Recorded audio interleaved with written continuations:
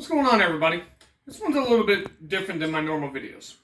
I bought this Toro mower from Home Depot about 5 weeks ago. And one of the reasons why I bought it is that it has an electric start. When Sarah doesn't really have the arm strength to start a cold mower, and if she needed to mow for whatever reason, I wanted to make it a little easier for her. But I've never been able to get it to start. And was talking with the Toro people, and they said, well, you're probably just going to take it to a dealership to have them look at, or just return it. But I decided to look at one thing. So Sarah will come in. I've already taken the cover off.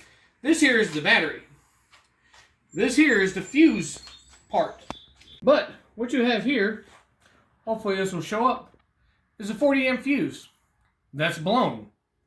So, I'm hoping that it's simply a blown fuse. So I went over to AutoZone. Got a 40 amp fuse. We're going to put it in.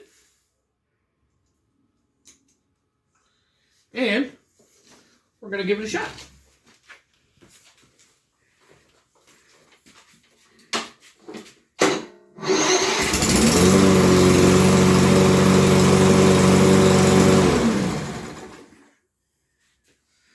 There we go. Now, will it do it again? Because didn't you say that the first time it did that and then it didn't do it the second time? Yeah. So, let's try it again.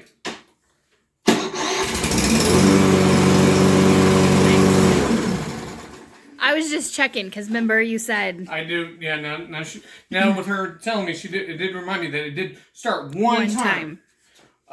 So, look for the different little things before you go to return something or take it to a dealer or whatever.